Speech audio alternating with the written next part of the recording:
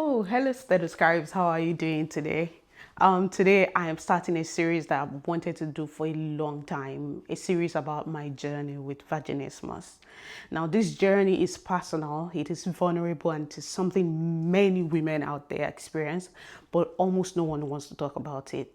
And I hope that I will be a part of the movement that is changing this. It is important for me to let you know that I am sharing this journey because vaginismus is surrounded by silence, by shame, by confusion, by misinformation.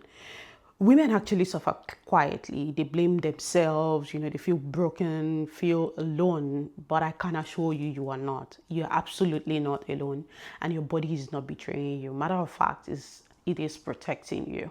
My hope is that by telling my story, I can help somebody else feel seen, understood, and safe. Before I continue to tell you about my story, let me explain what vaginismus is in simple terms.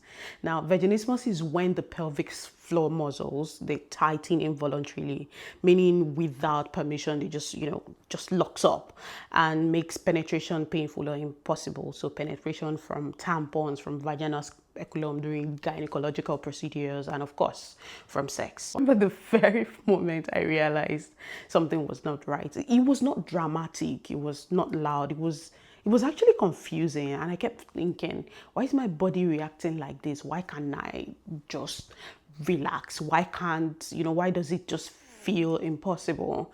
And it was a quiet moment, that kind that stays with you because your body speaks before your mind can even understand what exactly is happening. I didn't exactly have the language for it. I mean, I knew vaginismus existed. We touched it briefly in medical school, but that was it.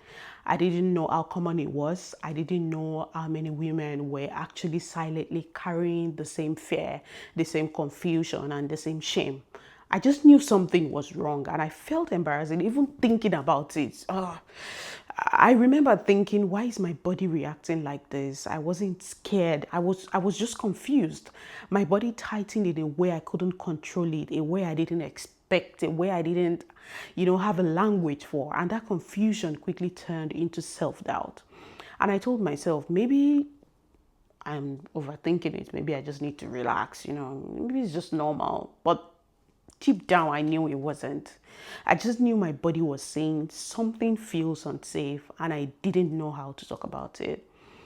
And that moment was the very beginning of my journey. The moment I realized I needed answers, I needed compassion, and I needed language for what my body was trying, to tell me.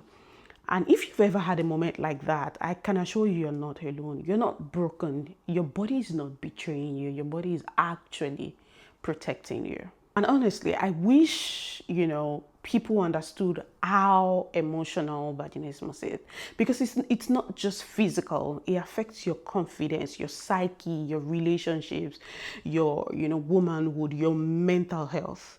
I felt confused, I felt frustrated, I felt like my body was shutting down on me, and I didn't know who to talk to because who talks about this? And it's funny because, as a doctor, I knew the body protects itself when it feels unsafe, even if the danger is not physical, maybe from trauma, fear, past experiences, misinformation, pressure, or even a single painful moment, that can teach the pelvic floor to tighten. It's muscle memory, it's a reflex, and it's your body saying, I don't feel safe, I don't feel safe. And it's not just because you're doing anything wrong, but because your nervous system is trying to protect you. Of course, I'm going to talk about spirituality. I had to unlearn a lot.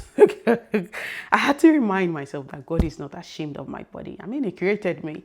He's not disappointed in me. He's not punishing me. My body is fearfully and wonderfully made, even when, it is struggling.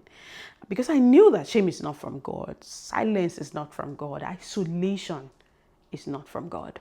I am doing this series because healing begins with understanding. Because somebody needs to hear that they are not alone. Somebody needs language for what they experience. I mean, I went through that phase myself, and somebody needs hope.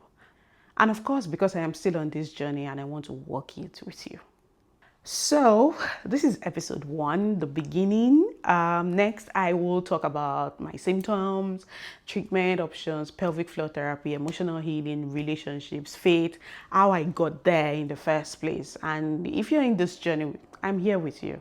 You're safe here, you're seen here. And of course, healing is possible. Thank you so much for staying with me. Don't forget to like, comment, subscribe, and share. Somebody out there needs to see this. Until I see you in my next video, I pray your spirit, soul, and body enjoys wholesomeness. Amen. Bye.